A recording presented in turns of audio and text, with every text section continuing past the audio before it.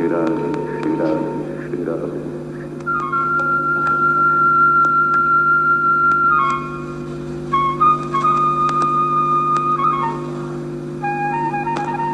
हमारे जीवन का दुर्भाग्य ये रहा कि हमने सत्य को नीचे दबा दिया, असत्य को ऊपर उभार लिया।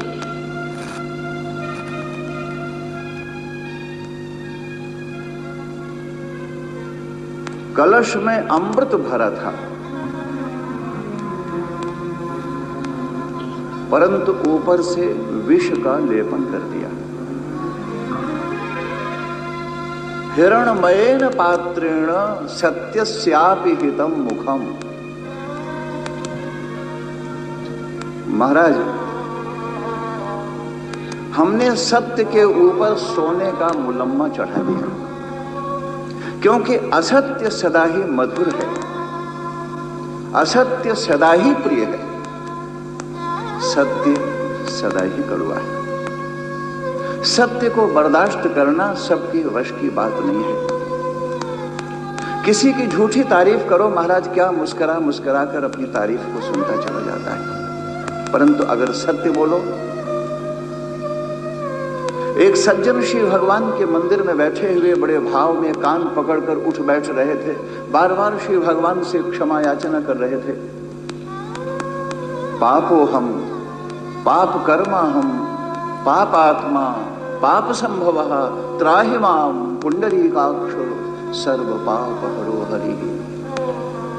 प्रभु, मैं तो बड़ा पापी हूं, मैंने सारे जीवन पाप का ही कर्म किया है, अंदर और बाहर केवल पाप ही पाप तो भरा है मेरे तन मन प्राणों में। हे प्रभु, रक्षा करो रक्षा करो रक्षा करो। और उसी व्यक्ति को बाहर निकलकर दरवाजे पर खड़े होकर मैंने पूछा, क्यों भाई, तुम इतने बड़े पापी हो? मैं तो तुम्हें भला आदमी समझ रहा था। क्या कहा मुझे? मैं और पापी? पापी होगे तुम, पापी होंगी तुम्हारी 7 पीढ़ियां। क्या मतलब है? तो भगवान के सामने तुम झूठ बोल रहे थे। तुमने ही तो कहा था कि हे प्रभु, मैं बड़ा पापी हूं। जो तुमने कहा वही मैंने कह दिया, और मैंने कह दिया तो गुनाह हो गया, मैंने कह दिया तो तुम बर्दाश्त न कर पाए। झूठी प्रार्थना करते हो श्री भगवान के सामने। ये प्रार्थना कभी तुम्हारी जिंदगी का आश्रय नहीं बन सकती। ये झूठे आंसू बहाते हो भगवान के सामने, झूठी स्तुतियां करते हो भगवान की, फ्लैटरी करते हो, खुशामद करते हो, कुछ अपने स्वार्थ में, कुछ अपने क्षुद्र किन्हीं सांसारिक वासनाओं की पूर्ति के लिए तुमने शिव भगवान के मंदिर में जाकर भगवान से भी सौदा करने में संकोच न किया। तुम सौदागर हो, तुम भक्त नहीं हो, तुम प्रेमी नहीं हो सकते। भगवान के साथ भी सौदा चल रहा है। मुझे बेटा दे दो, मैं तुम्हारे गले में महाराज सुंदर कीमती हार पहना दूं। लेन देन हो रहा, सारी दुनिया में लेन देन किया, दुकान पर किया, घर में किया, परिवार में किया, नाते रिश्तेदारों के साथ किया, और अब भगवान के पास भी आकर वही लेन देन, वही गिव एंड टेक, वही सौदागर का काम, वही सौदा, वही सौदेबाजी। कैसे ये प्रार्थना तुम्हारे जीवन का आश्रय बन सकेगी? ये प्रार्थना कैसे तुम्हारे तन मन प्राणों को आनंद रस से भर सकेगी? इस प्रार्थना में क्या तुम अंदर बूंद बूंद कर मिथ्या का, दंभ का, पाखंड का जहर नहीं भर रहे हो? तो महाराज, सत्यस्यापि हितं मुखम हिरणमयेन पात्रेण। बाहर से तो बड़ा सुनहला, बड़ा सुंदर मुलम्मा चढ़ा है, बाहर का आवरण तो बड़ा सुंदर है, परंतु अंदर विष भरा है। विष रस भरा कनक घट जैसे। महाराज, घड़ा तो सोने का है, चमक तो सोने की है, अंदर तो जहर भरा है। ये हमारे जीवन का दुर्भाग्य रहा।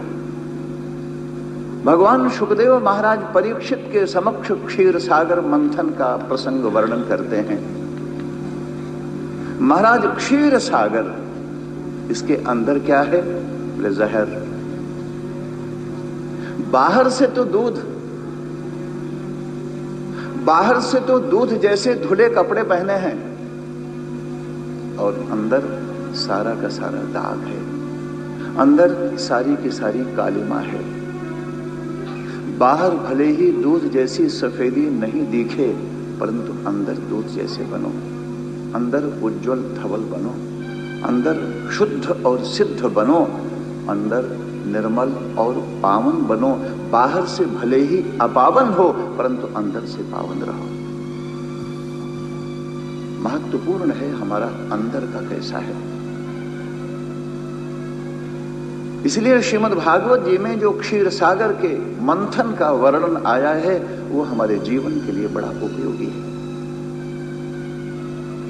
संपूर्ण धर्म का सार रस क्षीर सागर मंथन में भरा पड़ा है। संपूर्ण निर्विकल्प सत्य क्षीर सागर मंथन के प्रसंग में भरा पड़ा है। हमारे जीवन का शाश्वत समाधान क्षीर सागर के मंथन में है। और महाराज, ये क्षीर सागर के मंथन का ही प्रश्न नहीं है, ये संसार भी एक सागर है, हमारा अंतःकरण भी एक सागर है।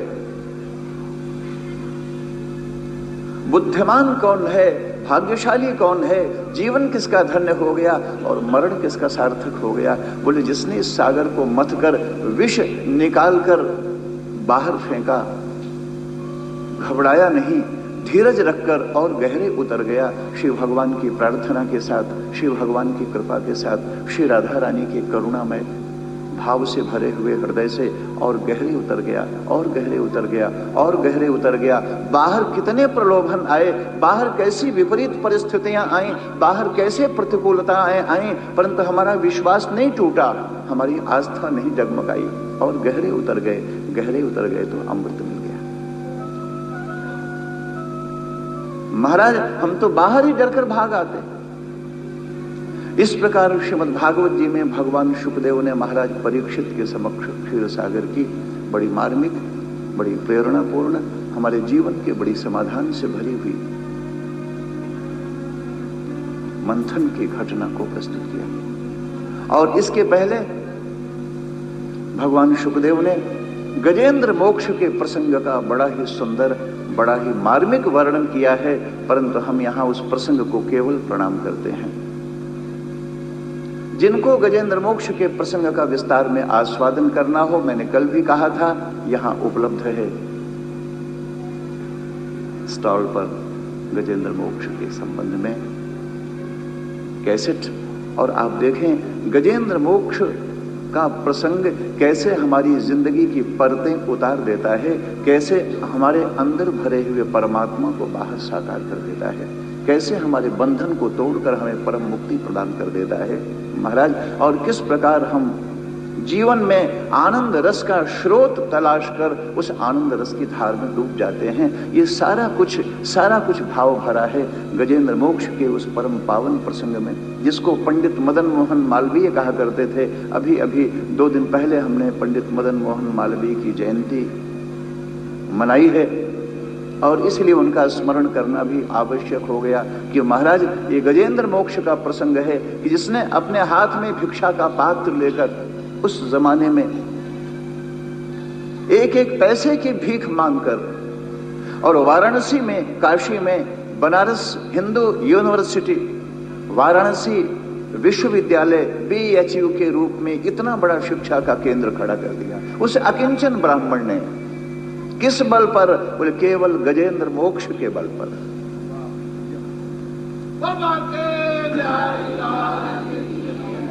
पंडित मदन मोहन मालवीय के जीवन में न कोई और स्तुति थी, न कोई और प्रार्थना थी, न ही अन्य किसी भी प्रकार का साधन और साधना का सहारा था। सहारा लिया है तो केवल गजेंद्र मोक्ष के प्रसंग का। जैसे महात्मा गांधी ने जीवन में आश्रय लिया गीता का और गीता को ही माता के रूप में प्रणाम किया है।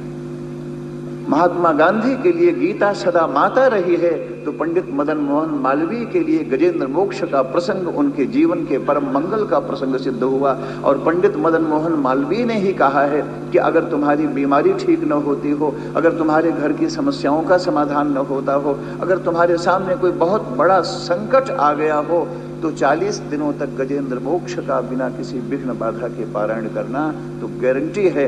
महाराज भगवान श्री राधा कृष्ण में आस्था भाव से भरे हुए तो गजेंद्र मोक्ष के द्वारा हमारी वह बीमारी भी ठीक हो गई जो क्रॉनिक हो गई है, हमारा वो समस्या भी समाधान को उपलब्ध हो जाएगी जिसको हम किसी भी प्रकार से समाधान पाने में असमर्थ रहे हैं।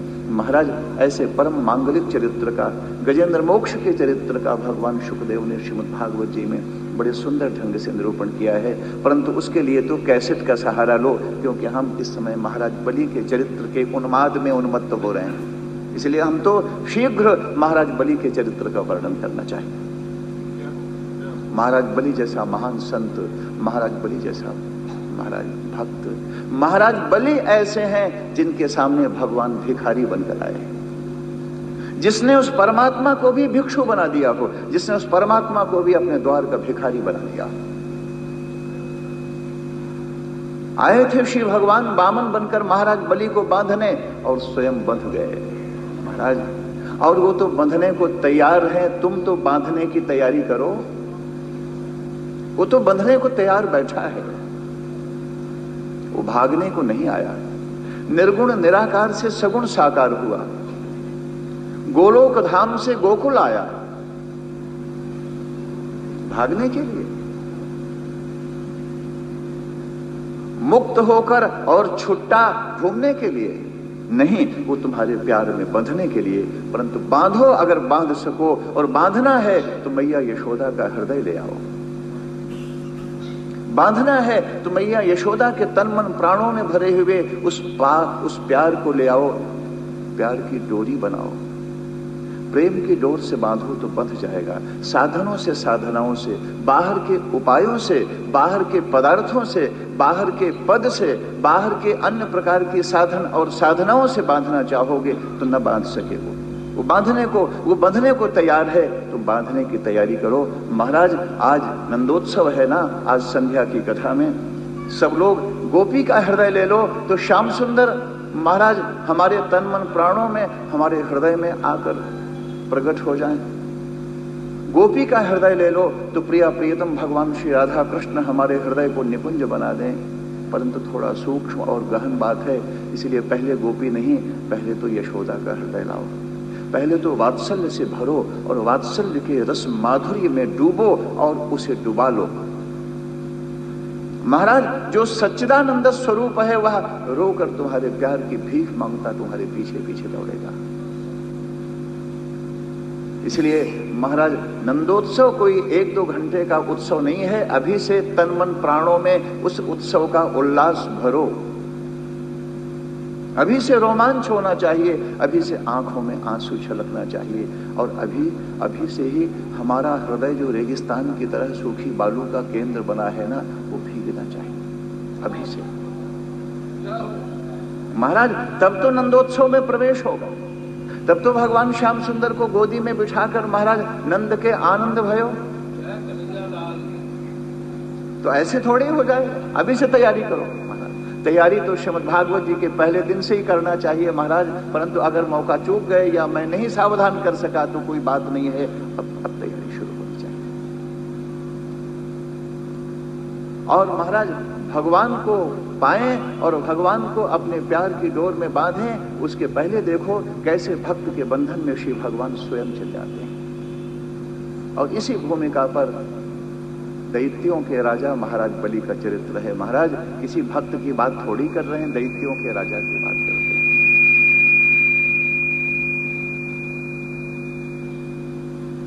महाराज चाक्षुष मनु के युग में, ये छठे मनु हैं,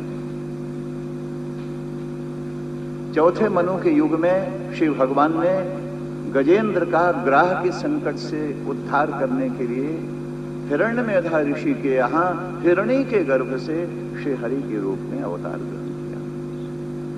चौथे महाराज मनु के युग में पांचवें मनु महाराज रैवत हैं, जिनका वर्णन श्रीमद् भागवत जी में केवल अति संक्षेप में हुआ।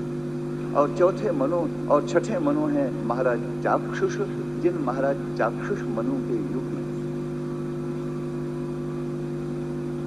श्री भगवान ने कच्छप अवतार ग्रहण किया, कछुआ बनकर आए श्री भगवान, और कछुआ बनकर क्षीर सागर मंथन का कार्य पूर्ण किया। महाराज परीक्षित ने कहा कि गुरुदेव, यह जो क्षीर सागर मंथन का प्रसंग है, यह भी संसार का परम मांगलिक प्रसंग मालूम पड़ता है, कृपा कर आप इसका विस्तार करें। भगवान शुकदेव ने कहा कि महाराज, एक बार इंद्र ने ब्रह्मर्षि दुर्वासा का अपमान कर दिया। एक बार क्या महाराज, इंद्र सदा ही अपमान करता है, कभी किसी ब्राह्मण का, कभी किसी ऋषि का, कभी किसी गुरु का। इंद्र नहीं अपमान करता महाराज, जिसको भी इंद्र का पद मिलेगा ना, उसकी बुद्धि मारी जाएगी, क्योंकि वो